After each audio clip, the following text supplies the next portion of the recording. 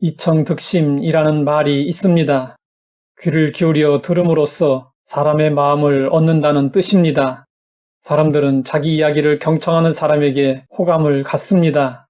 그렇기 때문에 경청을 잘하면 사람을 얻고 인간관계를 증진시킬 수 있습니다. 우리는 경청의 가치를 알고 경청하는 법을 배워야 합니다. 사람의 생각하는 속도는 말하는 속도보다 4배가 빠릅니다. 그래서 사람들은 상대방의 말을 들으면서 동시에 다른 생각을 할 수 있습니다. 그런데 경청은 상대방의 말을 들으며 다른 생각을 하는 것이 아니라 상대방의 말을 이해하고 그의 감정까지 이해하기 위해서 온전히 몰입하는 것입니다. 성경은 말씀하고 있습니다.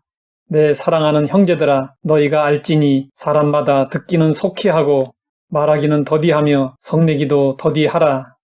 내 말을 하지 않고 조용히 남의 말을 들어주는 일은 정말 어렵습니다. 결국에는 상대방의 말을 들어주기보다 내 말이 앞서고 그러다가는 쉽게 화를 내는 일들이 종종 있습니다. 욥의 친구들이 그랬습니다. 욥이 고난을 당하자 그의 친구들이 욥을 위로하겠다고 찾아왔습니다. 그러나 누구도 욥의 참담한 심정을 헤아려 주지 못했습니다. 저마다 자신의 논리로 많은 말을 하고 욥을 판단하기에 급급했습니다. 혹시 내가 욥의 친구들과 같은 사람은 아닌지 돌아볼 필요가 있습니다. 디미트리 보네포는 성도들에게 이런 말을 했습니다. 사람들은 들어줄 귀를 찾고 있지만 그 귀를 찾지 못하고 있습니다. 그 이유는 말을 들어야 할 때 오히려 말하고 있기 때문입니다. 자기 형제나 자매에게 귀를 기울여 듣지 못하는 사람은 하나님의 말씀에도 귀를 닫아버릴 것입니다. 우리가 경청을 훈련해야 하는 중요한 이유 중에 하나는 하나님의 말씀을 제대로 듣기 위해서입니다. 신앙생활에 입문하고도 신앙이 전혀 자라지 않는 사람이 있습니다. 하나님의 말씀을 귀 기울여 듣지 않기 때문입니다. 신앙의 성장은 하나님의 말씀을 얼마나 알아듣느냐에 달려 있습니다. 무디는 큰 믿음을 얻기 위해 기도했습니다. 성경에 나오는 여러 믿음의 사람들처럼 극적인 하나님의 은혜를 체험하기 바랐지만 아무런 일도 일어나지 않았습니다. 무디는 더 열심히 기도하며 번갯불처럼 믿음이 주어질 것을 기대했습니다. 그러나 아무 일도 일어나지 않았고 믿음은 조금도 성장하지 않는 것 같았습니다. 그러던 어느 날 책상 위에 덩그러니 놓여있는 성경책이 눈에 들어왔습니다. 무디는 그동안 믿음을 달라고 기도하면서도 성경은 보지 않고 있었습니다. 성경을 펴자 로마서 10장 17절의 말씀이 눈에 들어왔습니다. 무디는 말씀을 들음으로 믿음이 자란다는 사실을 비로소 알게 되었습니다. 그날부터 무디는 성경을 읽기 시작했고 그의 믿음이 자라기 시작했습니다. 하나님의 말씀을 잘 듣는 일은 신앙생활의 기본입니다.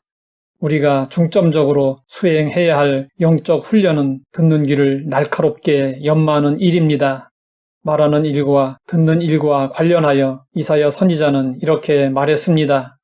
주 여호와께서 학자의 혀를 내게 주사 나로 곰핍한 자를 말로 어떻게 도와줄 줄을 알게 하시고 아침마다 깨우치시되 나의 귀를 깨우치사 학자들같이 알아듣게 하시는도다. 이사야 선지자는 우리가 어떻게 말해야 하고 어떻게 들어야 하는지 교훈하고 있습니다. 무슨 말씀이든지 그 의미를 잘 알아들을 수 있으면 얼마나 좋겠습니까? 우리는 나의 귀를 깨우치사 학자들같이 알아듣게 하옵소서라고 기도해야 합니다. 듣는 일에 모범이 되었던 사람은 루디아라는 여인입니다.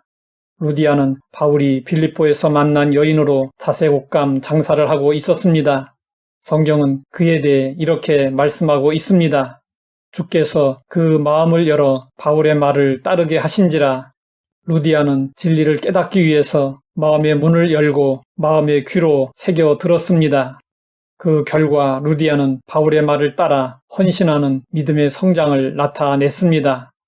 마음을 열고 말씀을 받아들이면 30배, 60배, 100배의 열매를 맺게 됩니다.